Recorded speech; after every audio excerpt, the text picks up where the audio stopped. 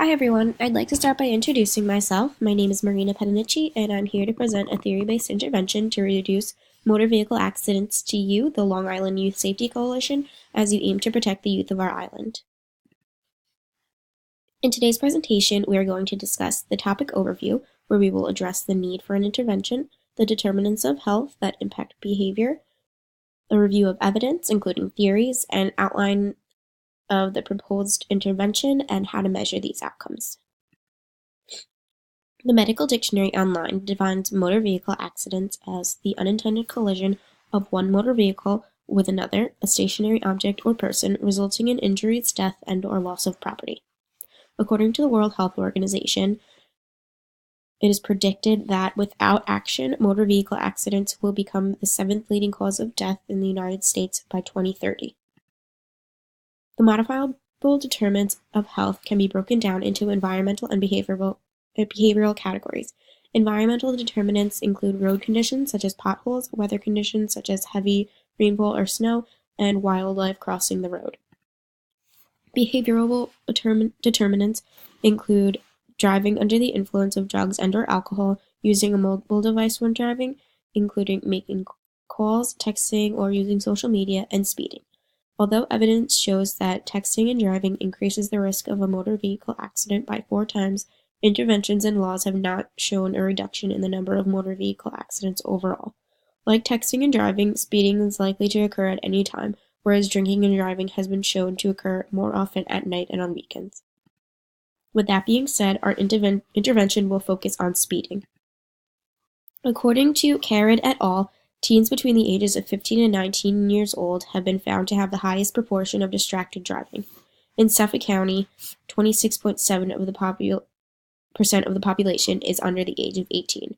By targeting this age group at the time they are learning to drive, we hope to address the factors that are most influential to help them develop safe driving behaviors, as well as addressing the factors that will create behavior change from risky driving behaviors to safe ones. The first theory that we use to help understand and guide attempts to change risky driving behaviors is the theory of planned behavior.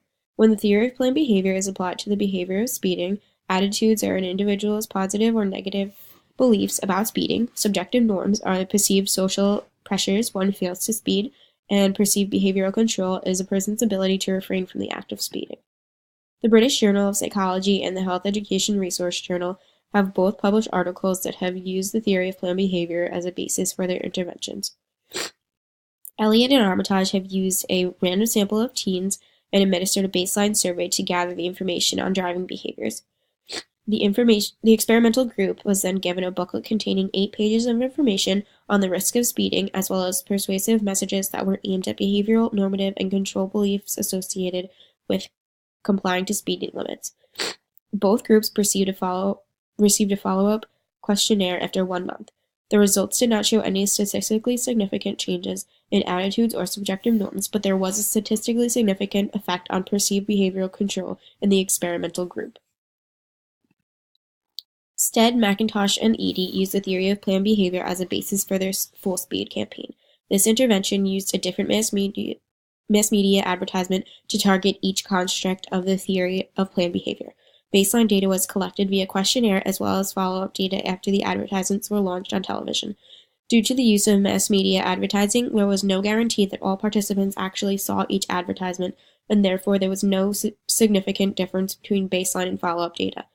However, there was a significant increase in the awareness of the issue, so with minor changes to the channel of delivery, the intervention shows potential for success. The second theory that we used is the protective motivation theory. This theory uses 6 constructs to create 2 appraisal paths toward behavior change. We will be focusing specifically on the threat appraisal, which consists of perceived severity, such that if the driver is speeding, the crash will be much worse.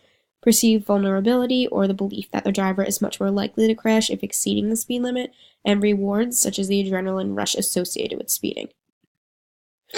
Glendon and Walker used the protective motivation theory in their anti-speeding campaign, where participants completed a 4-part questionnaire and were then presented with a slideshow of anti-speeding messages that used fear appeals. After the follow-up survey, the results showed that individuals were more likely to abide by the speed limit when the intervention focused on threat appraisal messages rather than coping appraisal messages. Based on our research and findings, we will now discuss our proposed anti-speeding intervention. The health issue we want to target is motor vehicle accidents by focusing our efforts to the health behavior of speeding. The target population will consist of 15 to 19-year-olds or high school students. Due to the age group we are targeting, we feel that it is best to implement the intervention in a school setting, ensuring that everyone has equal access to the intervention materials. Theory of planned behavior and the protection motivation theories will be the basis for our planning. The objectives include 1. Helping teens monitor their speed by the use of cruise control features, increased awareness of speedometer activity and smartphone apps, and 2. Increasing the knowledge of teens about all aspects of speeding via print materials and video presentations. In addition, focus will be placed on helping teens express positive feelings toward abiding by the speed limit, express belief in oneself that they can abide by speed limits, reduce the stigmas and social pressures of speeding, raise consciousness about the dangers and consequences of speeding, and identifying rewards that result from the refrainment of speeding. Baseline questionnaires will be completed by participants prior to the distribution of any materials to gather information including demographics, current driving behaviors, and information regarding the theory constructs of interest, which are attitudes, subjective norms, perceived behavioral control, perceived severity, perceived vulnerability, and rewards. After baseline questionnaires are completed, an assembly will take place where 6 anti-speeding videos will be presented, 1 for each construct. These videos will mimic those of the Full Speed campaign with added fear appeals to address the additional constructs. The assembly will also contain an additional segment where teens are informed about strategies to monitor the speedometer more frequently while driving, how to safely use cruise control features, and how to use apps to monitor speeding, such as the GPS speedometer alarm app. Print materials will be distributed throughout. Just an example here, this app allows the driver to put in a top speed for their trip and can determine when the driver is exceeding the speed limit. If the driver exceeds the speed limit, the alarm sounds to let the driver know to slow down. This is obviously only beneficial if the driver is honest about the speed limits when setting that top speed. Upon completion of the assembly, a similar questionnaire will be distributed to gather information on only the constructs discussed. A final questionnaire will be distributed 1 month after the assembly presentation to assess the teens' driving behaviors and overall opinions on the assembly as a whole. The overarching goal of the intervention is to see a decrease in the motor vehicle accidents among the teen population due to speeding. We would also like to see an overall decrease in speeding among teen drivers, as well as positive attitudes about abiding to speed limits, decreases in social stigmas that speeding is cool and other social pressures, decreased feelings of invincibility among teens, and increased beliefs that one is capable of abiding by speed limits. The 3 types of evaluation we will be using to measure these outcomes are process, impact, and outcome evaluation. Process evaluation will measure whether or not the intervention was implemented as intended. This will include whether the materials and activities were created and implemented as intended, and if the intervention was directed at the correct audience. Impact evaluation will measure if the exposure to the intervention resulted in a measurable change.